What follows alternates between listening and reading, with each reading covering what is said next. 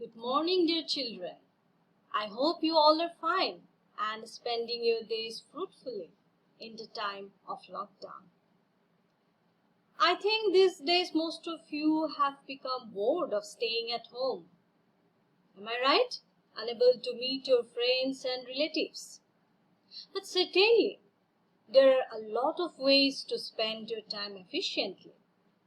You can read books, help your parents in household chores, engage yourself in craft and what not. But I strongly advise you not to play too much with your computer and mobile. I know you are fond of playing with these gadgets, and especially when you are already stressed with a lot of screen exposure. Online classes, assignments, and other materials sent to you via online platforms have greatly increased the time you are spending on screens. So, try to engage yourself in some other meaningful ways and keep yourself away from the screen to the extent possible. Okay? Now, let me ask about your daily routine that you are following these days. Children, at what time do you get up in the morning? Do you brush your teeth regularly? What do you do to keep yourself fit? What do you like to have for your breakfast? Do you take shower before lunch? Okay, let me share with you the daily routine of a boy of your age.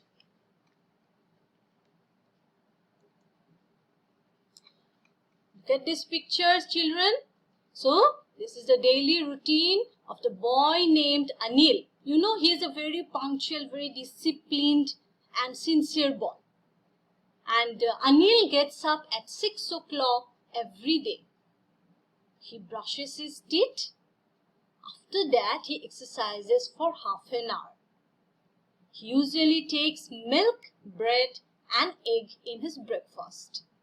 He goes to school at 8 o'clock. He does his work sincerely in his school. Now, children, while replying to the questions I had asked you about your daily activities and while talking about the boy's daily routine, we are using a particular type of verb. Okay? Now, what is this for? Can you identify, children? Because you have already learned about 12 different forms of verbs, okay, in your previous chapter. Can you identify? Can you tell me which verb am I using here? Yes, this is the verb V1 form of the verb, okay, and we call it simple present form, okay. Simple present tense form of the verb I am using to express the daily activities of the child. Alright, so here you have seen Anil gets up at 6 o'clock every day. Okay, this is the V1 form I am using. He brushes his teeth, so brushes, again V1 form, exercises V1 form, takes V1 form, goes V1 form, does V1 form. So these verb forms are called simple present tense. So we can say that to express the daily activities, your daily habitual actions, okay, what are your habits, what you do regularly, alright. So to express those kind of actions, we can use the simple present tense form of the verb. Is it clear to you, children? So habits or actions that are done regularly. Okay, so to express this kind of actions, we can use V1 form of the verb. Alright, so see, not only the habitual action, some other actions also we can express in simple present form. Alright, so what kinds of actions? Which are called general truths. Things that are always true. We can also call them universal truths. Alright, so this verb like the sun rises in the east. So this is a general truth. The sun rises in the east. Everywhere in the world, the sun rises in the east. Okay? And it happens every day. isn't it? So this kind of activities are called general truths. Alright, so here also I am using simple present form of the verb. Next, fish live in water.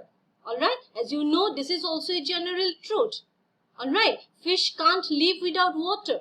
So in this case also we can use simple present form of the verb.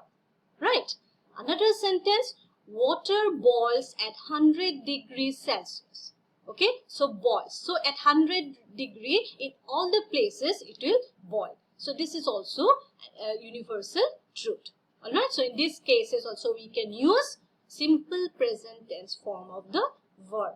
Alright, now I'll show you how you write in simple present form of the verb in the sentence.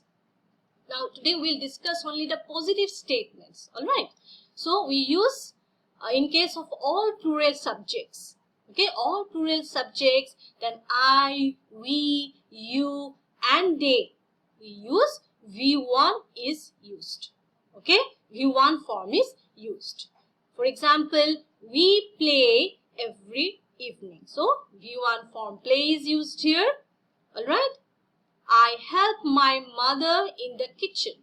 So help is the V1 form of the verb. My uncle and aunt visit us every Sunday. So visit is again V1 form. Alright, so I am using V1 form with first person plural, this first person singular, then my uncle and aunt, this is the plural form, I am using V1 form. Okay, plural subject I am using V1 form. Is it clear to you? Next, all singular subjects, okay, and he, she and it, we have to add as or es with the V1 form.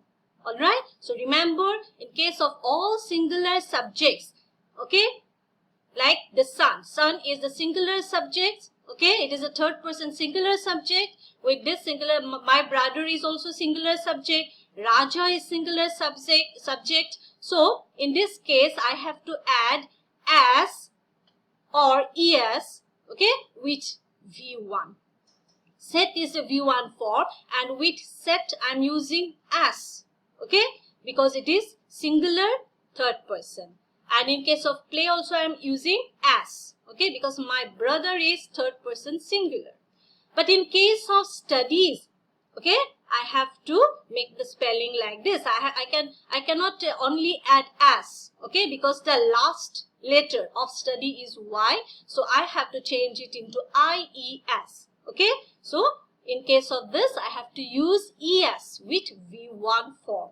Is it clear to you? So similarly, I can use in place of suppose my brother, I can use he. Okay, and Raja also I can use he. Alright, then in case of son I can use it. So in these cases also I can use as or es with V1 form. Is it clear to you, children, how we form positive statements using the V1 form? Okay, in simple present tense positive statements, how do you write? Is it clear to you? Okay. For today, this much only. Alright, children, I hope you will go through your book also. Okay, thank you so much.